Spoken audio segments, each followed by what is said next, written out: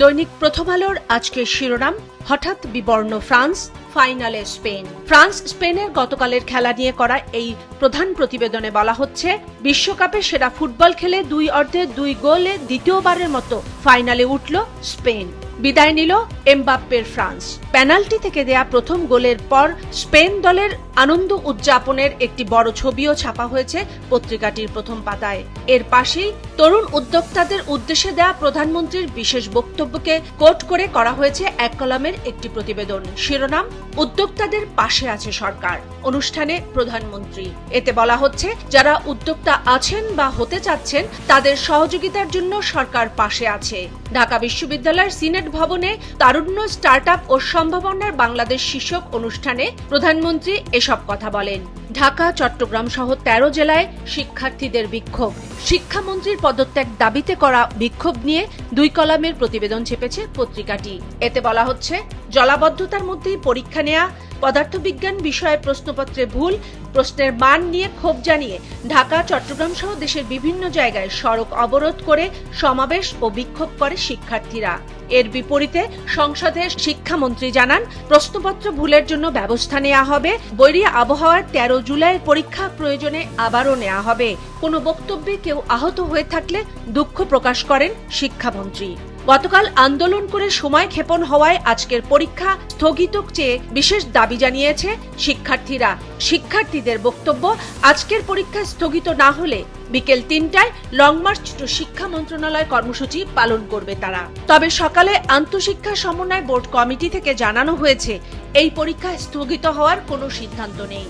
পত্রিকার প্রথম পাতার শেষ ভাজে সংবিধান সংস্কার নিয়ে একটি বিশেষ মন্তব্য প্রতিবেদন ছাপা হয়েছে। শিরোনাম, সংবিধান সংশোধনের নিজের পথে সরকার, অনড় বিরোধী দলও। প্রতিবেদনে বলা হচ্ছে, সংবিধান বনাম সংস্কার প্রশ্নে সংসদ আবারও উত্তপ্ত হয়ে উঠেছে। সংস্কার পরিষদ গঠন ও গণভোটের রায় বাস্তবায়নের দাবিতে সংসদ রাজপথে চাপ বাড়ানোর পরিকল্পনা বিরোধী দলের। আর সংসদের স্বরাষ্ট্রমন্ত্রী বিরোধী দলের প্রতি আবারও আহ্বান জানালেন সংবিধান সংস্কার কমিটিতে অংশগ্রহণের জন্য। দৈনিক প্রথম আলোর শেষের পাতায় গুরুত্ব দিয়ে ছাপানো হয়েছে, 2020 সালের সেপ্টেম্বরে এমসি কলেজের ছাত্রাবাসে এক তরুণীকে সংঘবদ্ধ ধর্ষণের ঘটনায় হওয়া মামলার রায়ের খবর। শিরোনাম, দলবদ্ধ ধর্ষণের দায়ে একজনের মৃত্যুদণ্ড, 3 জনের যাবজ্জীবন। প্রতিবেদনে বলা হচ্ছে, দণ্ড ও খালাসপ্রাপ্ত সবাই নিষিদ্ধ সংগঠন ছাত্রলীগের সাবেক নেতা ও কর্মী। 1 আগস্ট থেকে শুরু হচ্ছে সারা দেশে টাইফয়েডের টিকাদান কর্মসূচি। 15 মাস বয়সী শিশুদের 1 ডোজের এই টিকা দেয়া হবে সরকারিভাবে। এ নিয়ে এক কলামের একটি প্রতিবেদন ছাপা হয়েছে শেষ পাতায়। দৈনিক সমকালের শিরোনাম, দিনভর রাস্তায় শিক্ষার্থীরা, শিক্ষামন্ত্রীর দুঃখ প্রকাশ। 13 জুলাইয়ের এইচএসসি পরীক্ষা এবং শিক্ষামন্ত্রীর একটি বক্তব্যকে সূত্র করে ধরা আন্দোলনের সূত্রপাত হয় গতকাল সকালে। আর এ নিয়েই চলে দিনভর শিক্ষার্থীদের বিক্ষোভ। এ নিয়ে প্রতিবেদন করা হয়েছে পত্রিকাটির প্রথম পাতায়। এর ঠিক নিচেই এক কলামে উঠে এসেছে, আগামীতে পাবলিক পরীক্ষা অনুষ্ঠিত হওয়ার প্রসঙ্গটি নিয়ে একটি খবর। শিরোনাম, বর্ষা মৌসুমে আর পাবলিক পরীক্ষা হবে না, সংসদে জানিয়েছেন শিক্ষামন্ত্রী। এল নিনোর প্রভাবে বাংলাদেশে দুর্যোগের ঝুঁকি আরও বাড়বে। এই শিরোনামে 2 কলামের একটি রিপোর্ট করা হয়েছে পত্রিকাটির প্রথম পাতার শেষ ভাজে। এতে বলা হচ্ছে, আন্তর্জাতিক সংস্থা IRC সতর্ক বার্তা দিয়েছে, এল নিনোতে সবচেয়ে বেশি ঝুঁকিতে থাকা 6 দেশের তালিকায় রয়েছে বাংলাদেশ। ভারী বৃষ্টি, বন্যা ও ভূমিধসের ঝুঁকি অব্যাহত থাকার পাশাপাশি বাড়বে ক্ষতিগ্রস্ত মানুষের দুর্ভোগও। বিশেষজ্ঞরা বলছেন, ঝড়, বৃষ্টি, বন্যা প্রাকৃতিক হলেও জলাবদ্ধতার কারণগুলো মানব সৃষ্ট। সমকালের শেষের পাতায় প্রধান প্রতিবেদন করা হয়েছে বন্যার ক্ষয়ক্ষতি সম্পর্কে। শিরোনাম, বন্যার ক্ষতচিহ্ন কৃষিতে, ডুবেছে 1.14 লাখ হেক্টর জমির ফসল। ক্ষতিগ্রস্ত জেলা 43টি, সবচেয়ে বেশি ক্ষতিগ্রস্ত জেলা 16টির ভেতরে 3 পার্বত্য জেলা সহ চট্টগ্রামের অধিকাংশ জেলা রয়েছে। প্রতিবেদনে বলা হচ্ছে, মৎস্য ও প্রাণী সম্পদে মোট ক্ষতি হয়েছে 399 কোটি 12 লাখ টাকা। ভেসে গেছে মাছ ও মাছের খামার, ক্ষতিগ্রস্ত হয়েছে হাঁস মুরগির খামার এবং গোখাদ্য। তবে কৃষিতে ক্ষতির পরিমাণ সবচেয়ে বেশি বলা হচ্ছে প্রতিবেদনে। দৈনিক যুগান্তরের প্রথম পাতায় গুরুত্ব দিয়ে ছাপানো হয়েছে দুদকের তদন্ত নিয়ে একটি বিশেষ প্রতিবেদন। শিরোনাম, শেখ হাসিনা সহ শীর্ষ 11 শিল্প প্রতিষ্ঠানের দুর্নীতি ও অর্থ পাচার তদন্তে গতি আনতে দুদককে চিঠি দিল অর্থ মন্ত্রণালয়। প্রতিবেদনে বলা হচ্ছে, তদন্ত সংশ্লিষ্ট কর্মকর্তাদের শুধু এই মামলাতেই কাজ করতে হবে। মন্ত্রণালয় বলেছে, বাংলাদেশ ব্যাংকের স্থাপিত যৌথ অনুসন্ধান ও তদন্ত দলের অস্থায়ী কার্যালয়ে কাজ করবে দুদক সহ 4টি তদন্ত সংস্থা। এই উদ্যোগকে স্বাগত জানিয়েছে টিআইবি। ট্রাইব্যুনালে আওয়ামী লীগের বিচার দাবি সংসদে, এই শিরোনামে 2 কলামের একটি প্রতিবেদন ছাপা হয়েছে পত্রিকাটির প্রথম পাতার দ্বিতীয় ভাজে। এতে বলা হচ্ছে, সংসদের স্বরাষ্ট্রমন্ত্রী বলেছেন, শেখ হাসিনা দেশে এলে গ্রেফতার করে রায় কার্যকর করা হবে, আত্মসমর্পণের কোনো প্রশ্ন নেই। আর বিরোধী দলীয় নেতার বক্তব্য, জুলাই হত্যায় জড়িতদের বিচারে গড়িমসি সহ্য করা হবে না।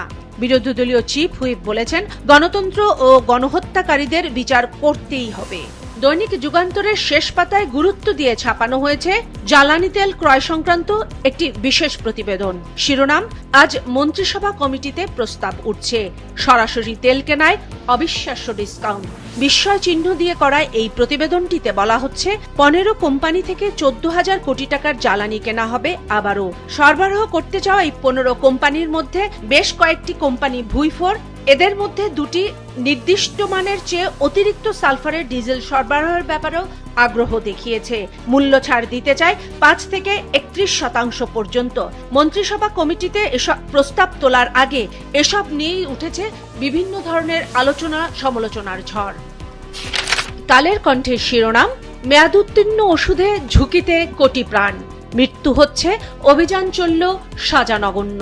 মেয়াদোত্তীর্ণ ওষুধের বাজার নিয়ে করা অনুসন্ধানী প্রতিবেদনের প্রথম পর্ব ছাপা হয়েছে পত্রিকাটিতে আজ। এতে বলা হচ্ছে, ওষুধের মেয়াদ ফুরালেও বিক্রি থামে না। দেশে নিবন্ধিত ফার্মেসি 2,35,521টি, অনিবন্ধিত ফার্মেসির সংখ্যা 50,000-এরও বেশি।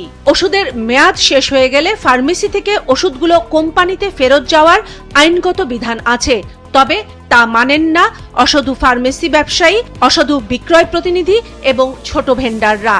আর এর বিপরীতে জরিমানা হয় খুবই নামমাত্র, 20 থেকে 50,000 টাকা মাত্র। অথচ এমন ভেজাল ওষুধে মৃত্যু পর্যন্ত হচ্ছে স্থায়ী ক্ষতি, বলছেন বিশেষজ্ঞরা। তারপরও ভেজাল ওষুধের শাস্তি কেন নামমাত্র, প্রশ্ন তুলেছেন আইন বিশেষজ্ঞরা। বিরোধী দলকে সংবিধান সংশোধন কমিটিতে আসার আহ্বান জানিয়েছেন স্বরাষ্ট্রমন্ত্রী গতকাল সংসদে। এ নিয়ে 1 কলামের একটি মন্তব্য প্রতিবেদন ছাপা হয়েছে পত্রিকাটির প্রথম পাতায়। দৈনিক কালবেলার প্রথম পাতায় বিশ্বকাপ প্রসঙ্গ, বন্যা পরিস্থিতি, গতকাল শিক্ষার্থীদের বিক্ষোভ নিয়ে প্রতিবেদন ছাপা হয়েছে। তবে শেষের পাতায় বিশেষ গুরুত্ব দিয়ে ছাপানো হয়েছে সম্প্রতি বন্যা এবং জলাবদ্ধতায় সারা দেশে হওয়া ক্ষয়ক্ষতি নিয়ে একাধিক বিশেষ প্রতিবেদন। পাশাপাশি ব্যতিক্রমী একটি প্রতিবেদন ছাপা হয়েছে জলাবদ্ধতার কারণে ব্যবসায়ী ও দোকান মালিকদের হওয়া ব্যাপক হারে ক্ষতির প্রসঙ্গটি নিয়ে। শিরোনাম, জলাবদ্ধতায় মাথায় হাত দোকান মালিকদের। প্রতিবেদনে বলা হচ্ছে, রাজধানী সহ সারা দেশে জলাবদ্ধতার কারণে দোকান মালিকরা ব্যাপক হারে ক্ষতির সম্মুখীন হয়েছে। 3 দিনে সারা দেশে এমন ব্যবসায়ী ও দোকান মালিকদের ক্ষতির পরিমাণ প্রায় 700 কোটি টাকারও বেশি। রাজশাহীতে এই পরিমাণ 150 থেকে 200 কোটি টাকা। কর্তৃপক্ষের অবহেলা ও উদাসীনতাকেই দায়ী করছেন ব্যবসায়ীরা। উজানের ঢল ও ভারী বৃষ্টিতে উত্তরবঙ্গের বিশেষ করে কুড়িগ্রামে অধিকাংশ নদ নদীর পানি বাড়তে শুরু করেছে। তিস্তার পানি ছাড়িয়েছে বিপদসীমা। আর এ নিয়েই 2 কলামের রিপোর্ট করা হয়েছে পত্রিকাটির শেষের পাতার দ্বিতীয় ভাজে। শিরোনাম, তিস্তা দুধকুমারের তীরে স্বল্পমেয়াদী বন্যার শঙ্কা। এতে বলা হচ্ছে, মাতামুহুরী নদীর পানি কমলেও ফেনীর ফুলগাজীর লোকালয়ে ঢুকছে পানি। চট্টগ্রামের বন্যায় 1,22,000 পশু পাখির মৃত্যু। ক্ষতিগ্রস্ত হয়েছে অন্তত 6 লাখ পরিবার। দৈনিক আমার দেশ গুরুত্ব দিয়ে প্রথম পাতায় ছেপেছে একটি অনুসন্ধানী প্রতিবেদন। শিরোনাম, রেলওয়ের বিজ্ঞাপনে একক নিয়ন্ত্রণ চায় জি.কে. শামীম। প্রতিবেদনে বলা হচ্ছে, রেলওয়ের সব স্টেশন, স্থাপনা, অবকাঠামো ও প্ল্যাটফর্মে বিজ্ঞাপন স্থাপনে টানা 10 বছর এককভাবে ব্যবহার করতে চান কার্যক্রম নিষিদ্ধ আওয়ামী যুবলীগের বহুল আলোচিত নেতা এ.কে.এম. গোলাম কিবরিয়া শামীম ওরফে জি.কে. শামীম। আওয়ামী সরকারের সময়ে অর্থ পাচার, আর্থিক দুর্নীতি, অনিয়ম, দলবাজি টেন্ডারবাজি এবং বিভিন্ন অপরাধের জন্য ব্যাপক সমালোচিত ও মামলার মুখোমুখি হওয়া জিকে শামীমের সেই আবেদনে প্রয়োজনীয় সহযোগিতা দিতে বিশেষ সুপারিশ করেছেন সড়ক পরিবহন, সেতু, রেলপথ ও নৌ পরিবহন মন্ত্রী শেখ রবিউল আলম। দৈনিক আমার দেশের শেষের পাতায় হজ পরিবহন নিয়ে একটি এক কলামের প্রতিবেদন ছাপা হয়েছে। শিরোনাম ৯৮,০০০ টাকায় হজ যাত্রী পরিবহনের প্রস্তাব ইউএস বাংলার।